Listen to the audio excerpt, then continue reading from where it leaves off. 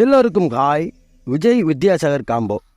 சமீப காலமாக தமிழ் சினிமாவில் விஜய் நடித்த படங்களுக்கெல்லாம் AR Rahman, Anirudh music compose பண்ணி படங்கள்லாம் சூப்பர் டூப்பர் ஹிட் ஆகிற மாதிரி ஒரு காலத்தில் விஜய் வித்யாசாகர் காம்போ தமிழ் சினிமாவையே ஒரு மிரட்டினாங்க. ஆமாம், வித்யாசாகர் ஒரு most underrated music director in Tamil cinema. நிறைய ஹிட் படங்களுக்கு மியூசிக் கம்போஸ் பண்ணியிருக்காரு. இந்த காலத்துலேயும் அவரோட சாங்ஸ்லாம் கேட்க அவ்வளோ கிளியராக இருக்கும். அப்போவே ஹை ஸ்பெஷாலிட்டி சிஸ்டம் வச்சுருந்தார் வித்யாசாகர். விஜயா இருந்து இளைய தளபதி விஜயா மாறினதுக்கு வித்யாசாகர் முக்கியமான காரணம்னு சொல்லலாம். கிட்டத்தட்ட விஜய் இண்டஸ்ட்ரியில் ஜொலிக்க ஸ்டார்ட் ஆகும்போது விஜய் தன்னோட மியூசிக் மூலமாக இன்னும் உயரத்துக்கு கொண்டு போனார் வித்யாசாகர். இப்படி வித்யாசாகர் விஜய்க்கு நிறைய படங்கள் மியூசிக் கம்போஸ் பண்ணியிருக்காரு. அந்த இன்ஃபர்மேஷனை கொஞ்சம் இன்ட்ரெஸ்டிங்காகவே பார்ப்போம். விஜய் வித்யாசாகர் காம்போ ஸ்டார்ட் ஆனது கோயம்புத்தூர் மாப்பிள்ளை படத்தின் மூலமாக தான். இந்த படத்தில் உள்ள எல்லா சாங்ஸுமே ஹிட்டு. குறிப்பாக இந்த சாங் அப்போது பட்டி தொட்டிலாம் சும்மா கலக்கச்சு விஜயோட டான்ஸிங் ஸ்கில்ல இந்த சாங் தான் வெளியே கொண்டு வந்துச்சு.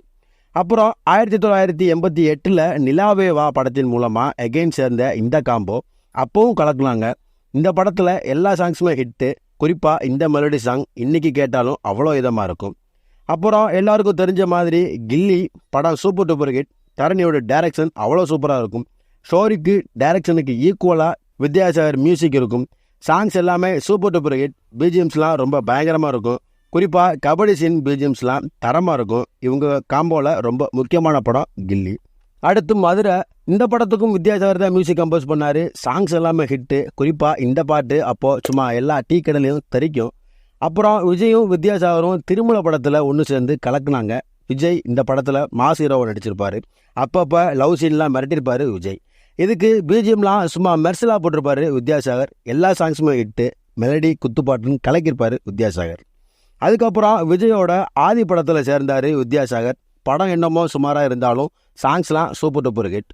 அப்புறம் குருவி படத்தில் இணைந்த இந்த காம்போ வழக்கம் போல் எல்லா சாங்ஸுமே ஹிட்டை கொடுக்க மியூசிக்னால படம் கொஞ்சம் நல்லா போச்சு.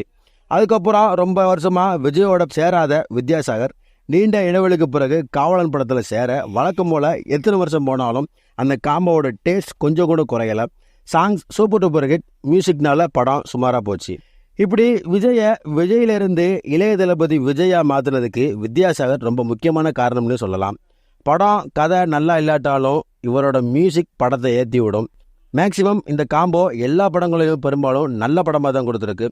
விஜய் நடித்தனால வித்யாசாகர் அந்த நேரத்தில் புகழின் உச்சியிலே இருந்தார். ஸோ இந்த காம்போ சினிமான்னு ஒன்று இருக்கிறவரை யாருக்கும் மறக்காது. அதுக்கப்புறம் வித்யாசாகர் மியூசிக் சரியாக பண்ணல. பட் இப்போ வந்தாலும் கலக்குவார்.